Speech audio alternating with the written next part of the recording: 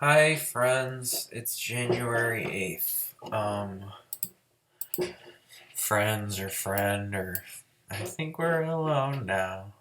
Doesn't seem to be anyone around. I think we're alone now. Beating of our hearts is the only sound. Grunge is the stupidest name for music. All the genres are stupid, but at least some of them are fucking. Like rock and roll and jazz are like fucking.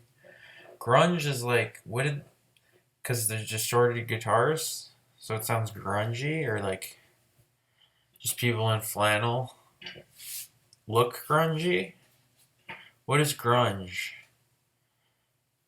This is pop punk.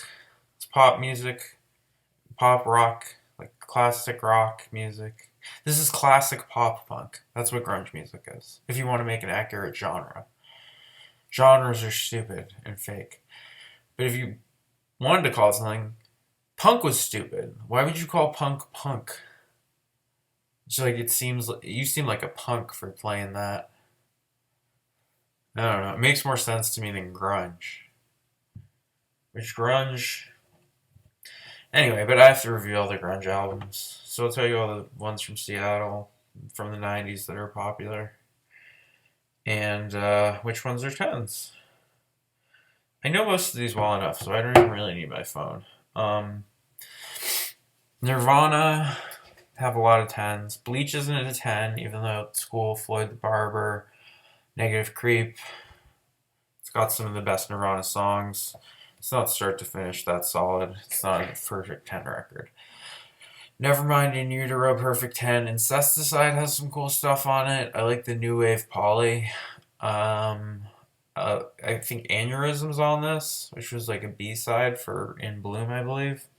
Or Lithium, possibly. But that's should have been on Nevermind, in my opinion. Aneurysm and um, there's another good song on Incesticide. Anyway, it's not a 10. You don't need to listen to it. You need to listen to Unplugged, Nirvana Unplugged, because it's a very good performance and it's a very different sound. And yeah, there's unique stuff on it, like the Bowie cover and the blues cover, and good performances. You should also have the live from Reading.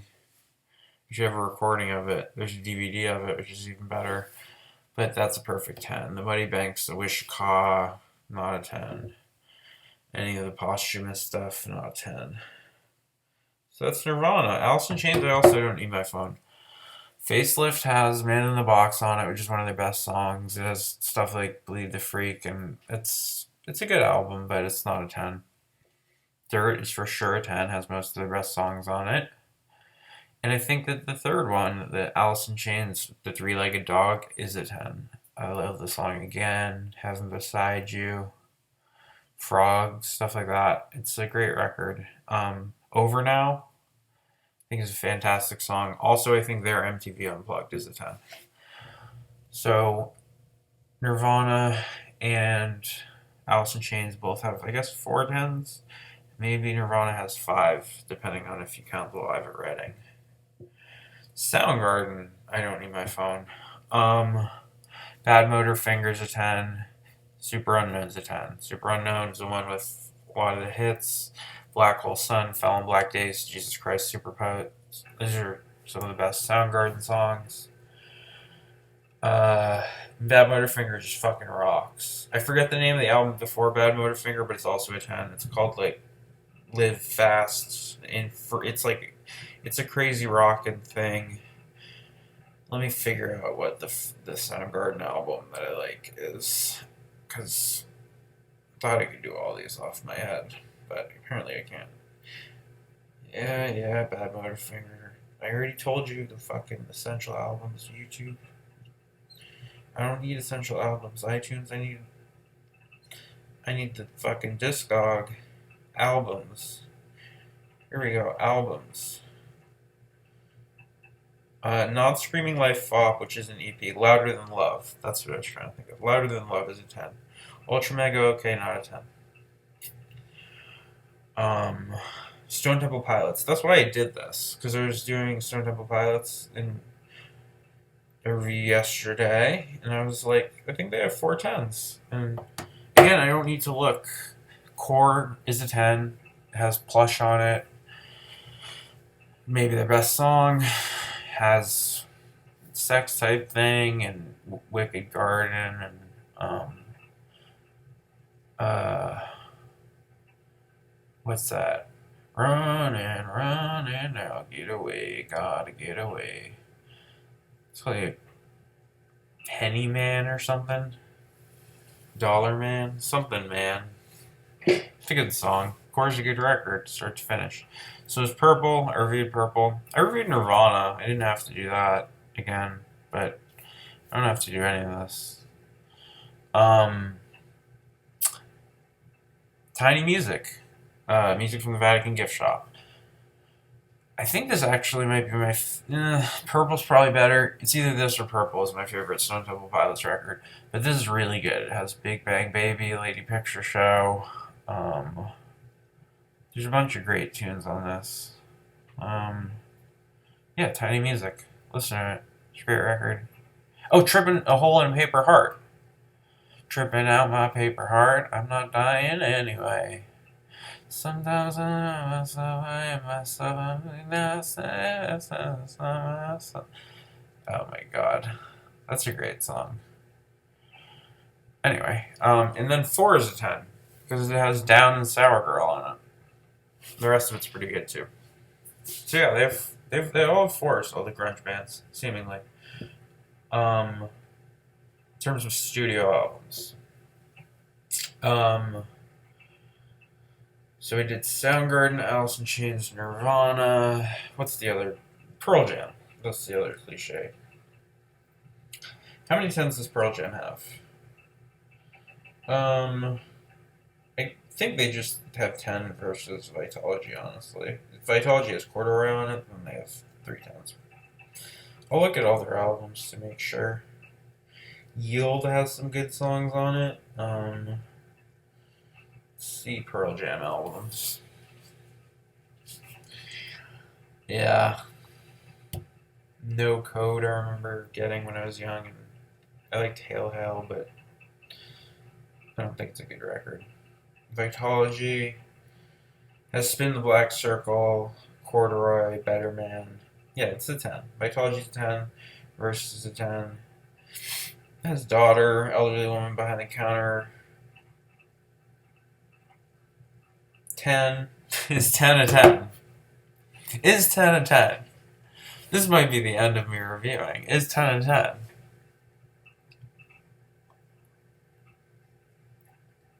Even Flow, Alive, Black, maybe their best song other than Corduroy.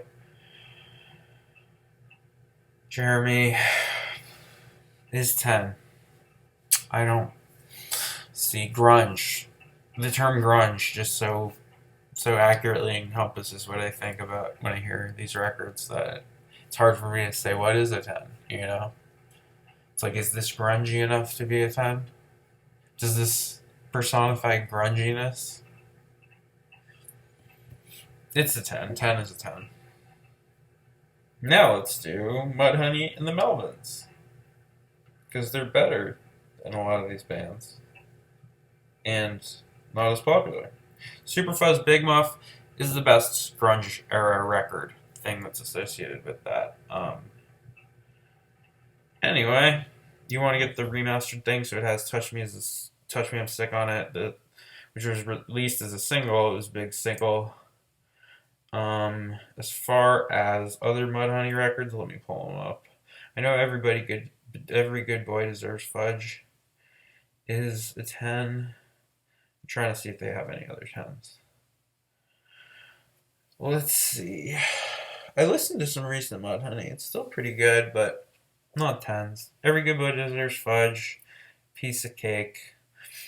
The self-titled Mudhoney is not a 10. Yeah, they have 3 10s. Superfuzz Big Muff's by far their best record.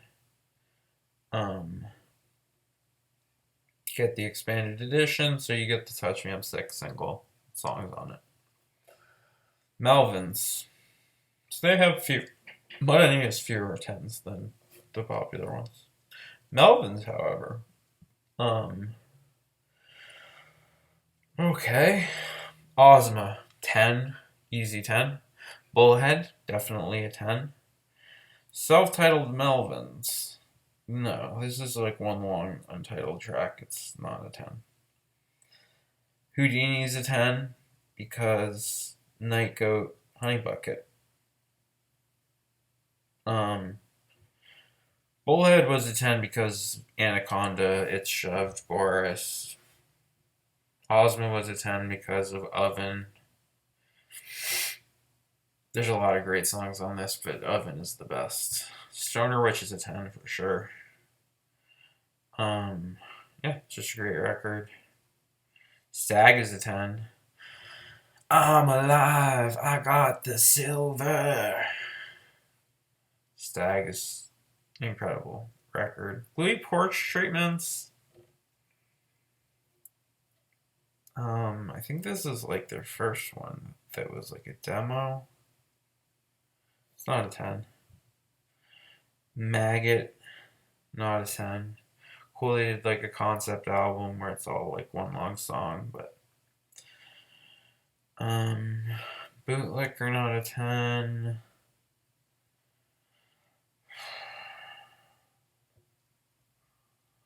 Yeah. Okay, I'm done with 10s from Melvins. So Melvins have Ozma, Bullhead, Houdini, Stoner Witch, Stag. Ozma, Bullhead, Houdini, Stoner Witch, Stag. 5 10s. Just like Nirvana. Just like Alice in Chains. Just like they all have 5. Smashing Pumpkins. Let's see how many they have. Smashing Pumpkins. See, now people don't like Smashing Pumpkins. And Stone Temple Pilots as much as the overrated bands from Seattle, because they're overrated bands from different states. Stone Temple Pilots are an overrated band from California. Fucking.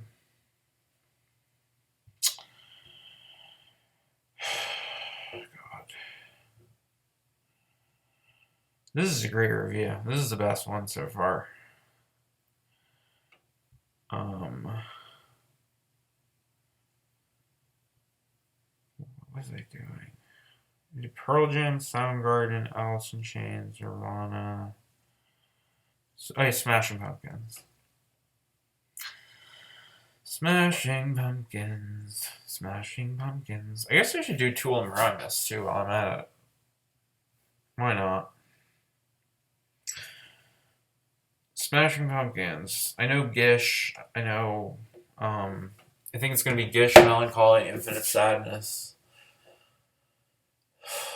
Siamese Dream. Siamese Dream, Gish, Melancholy, Infinite Sadness. Is there another one? That Ava Door record? No. I think that those are the 3, but let's check. Melancholy, Infinite Sadness, Siamese Dream. They don't put Gish Essential? iTunes is fucking stupid. Gish is the best record. But let's see what the actual albums are. Let's see how right the computer is at what's essential. Gish. Yeah, Gish is the only. Oceana actually might be a 10. It's a very good record. That reinvigorated them in a way that I did not know that they were capable of, and it's an incredible record. It sounds proggier and more jammed out and weird than a lot of their records, but it's good. Their newer stuff I don't like very much, but yeah, Gish has Rhinoceros and Siva and just rocks, just a rockin' album. Gish, Siamese Dream, Melancholy, Pumpkins 3. Okay, so let's do Tool and Primus. I don't know if these are considered grunge. They seem like lumped in vaguely with the category, so I'm gonna put them in there. Same era, same people listen to it. Tool. All their albums sound the same, but it's a very good album. So that's fine that they've been making the same album since '93. Um, Undertow has Sober, Prison Sex. Um, not a 10. Good songs. Enema. This is a 10. Wish it wasn't a 10, but yep, for sure a 10. Stinkfist, 46 and 2. 46 and 2 might be my favorite Tool song. Hooker with a Penis is great. The title track. Living in this hopeless fucking hole we call LA. Yeah.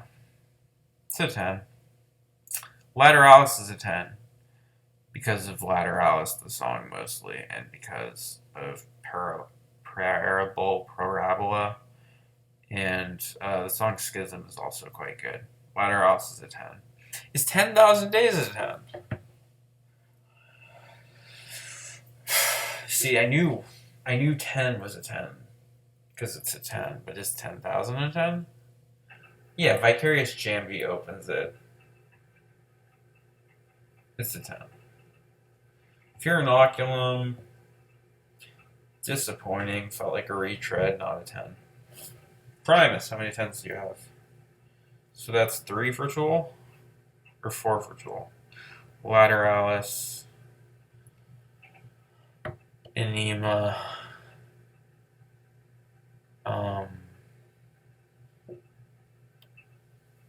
10,000 Days. 3 for 10. 3 10s for Tool. It's a short story I'm working on. 3 10s for Tool. Primus. They have some good shit. Frizzle Fry for sure a 10. Sailing the Seas with Cheese for sure a 10. Pork Soda, I want to make a 10. This is the first Primus record I owned. Has like Bob, Mr. Crinkle, My Name's Mud. It's not a 10 though. It's Brown album a 10.